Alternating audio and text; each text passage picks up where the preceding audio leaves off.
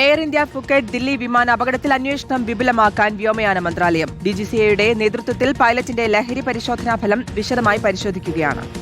എല്ലാ പൈലറ്റുമാർക്കും നിർബന്ധിത മയക്കുമരുന്ന് പരിശോധന നടത്താൻ എയർ ഇന്ത്യ ഉത്തരവിട്ടു. അതേസമയം വിമാനത്തിന്റെ പ്രധാന നിയന്ത്രണ സംവിധാനങ്ങളും ഹൈഡ്രോളിക് സിസ്റ്റവും ഒരേ സമയം തകരാറിലായെന്നാണ് ബ്ലാക്ക് ബോക്സ് വിവരങ്ങൾ നൽകുന്ന സൂചന. നോബൽ മാരിക്കാരൻ ചേരുന്നു. നോബൽ, ഈ പൈലറ്റ് ലഹരി ഉപയോഗിച്ചിരുന്നു എന്നുള്ള അനുമാനങ്ങൾ, അതിലിപ്പോൾ ഈ ബ്ലാക്ക് ബോക്സിൽ നിന്ന് ലഭിക്കുന്ന വിവരങ്ങൾ കൂടി പ്രധാനപ്പെട്ടതാണ്. അതിനൊപ്പം തന്നെ മറ്റു പൈലറ്റുകളുടെയൊക്കെ പരിശോധന, ഇതൊക്കെ നടക്കേണ്ട ഘട്ടം.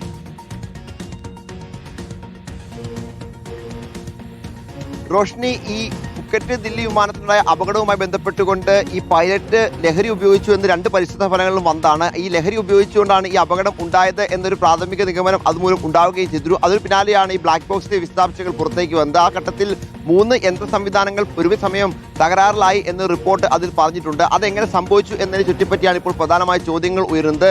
ഈ ലഹരിയിൽ ആയിരുന്ന പൈലറ്റ് എന്തെങ്കിലും ചെയ്തതിന്റെ ഫലമായാണോ അങ്ങനൊരു സംഭവം ഉണ്ടായത്, അങ്ങനെ ഒരു 3 പ്രവർത്തനരഹിതമാകുന്ന സാഹചര്യം ഉണ്ടായത് എന്നടക്കമുള്ള ചോദ്യങ്ങൾ ഈ ഘട്ടത്തിൽ ഉയരുന്നുണ്ട്. അതുകൊണ്ട് വിശദമായി തന്നെ ഇക്കാര്യത്തിൽ അന്വേഷണം വേണ്ടി വരും എന്നാണ് നമുക്ക് മനസ്സിലാക്കാൻ കഴിയുന്നത്. എന്താണെങ്കിലും പൈലറ്റ് ലഹരി ഉപയോഗിച്ചു എന്ന കാര്യം സ്ഥിരീകരിക്കുന്നുണ്ട്. കാരണം 2 ടെസ്റ്റുകളിലും അത് തെളിയുകയും ചെയ്തു. ആ പശ്ചാത്തലത്തിൽ മൊത്തം പൈലറ്റുമാർക്ക് എയർ ഇന്ത്യ ഇത്തരത്തിൽ ലഹരി പരിശോധന നടത്തുന്ന നടപടി ആരംഭിക്കുകയും ചെയ്തിട്ടുണ്ട്. നിലവിലത്തെ സാഹചര്യത്തിൽ ഇതുമായി ബന്ധപ്പെട്ട് വിശദമായ പരിശോധനകൾ ഉണ്ടാകും എന്നാണ് നമുക്ക് അറിയാൻ കഴിയുന്നത്. സാധാരണഗതിയിൽ റാൻഡമായി മാത്രമായിരുന്നു ഈ പരിശോധന. കുറച്ച് ആളുകളെ തെരഞ്ഞെടുത്തുകൊണ്ട് പരിശോധന നടത്തുന്ന ഒരു പതിവായിരുന്നു ഇക്കാര്യത്തിൽ ഉണ്ടായത്. പക്ഷേ ഇപ്പോൾ വലിയൊരു അപകടത്തിന്റെ സാഹചര്യത്തിലേക്ക് പോവുകയും അപകടം തലനാലിലേക്ക് ഒഴിവാകുകയും ചെയ്ത പശ്ചാത്തലമുണ്ട്. ആ പശ്ചാത്തലത്തിൽ കൂടിയാണ് ഇപ്പോൾ എന്താണെങ്കിലും എല്ലാ പൈലറ്റുമാരിലേക്കും ഈ പരിശോധന നടത്താനുള്ള തീരുമാനത്തിലേക്ക് എത്തിയിരിക്കുന്നത്. എയർബസ് ഇപ്പോൾ നൽകിയിരിക്കുന്ന ഈ ബ്ലാക്ക് ബോക്സിലെ വിശദാംശങ്ങളും ഒപ്പം ഈ പറഞ്ഞ ടെസ്റ്റുകളുടെ വിശദാംശങ്ങളൊക്കെ ചേർത്ത് വെച്ചുകൊണ്ടായിരിക്കും ഇതിലൊരു അന്വേഷണം മുന്നോട്ട് കൊണ്ടുപോവുക എന്നാണ് അറിയാൻ കഴിയുന്നത്. എന്താണെങ്കിലും 250 അടി താഴ്ചയിലേക്ക് വിമാനം നിയന്ത്രണം നഷ്ടമായി പോയിരുന്നു എന്നാണ് ഇപ്പോൾ എയർബസ് നൽകിയ റിപ്പോർട്ടിൽ ഉള്ളത്.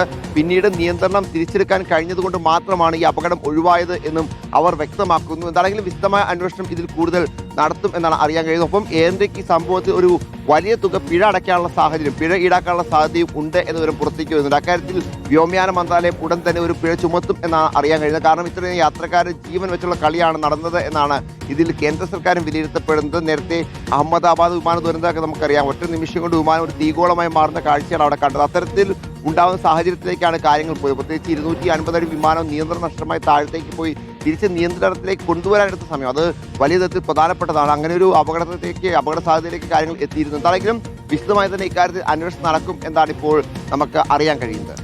ശരി, നോബൽ മാരിക്കാരനാണ് വിവരങ്ങൾ നൽകിയത്.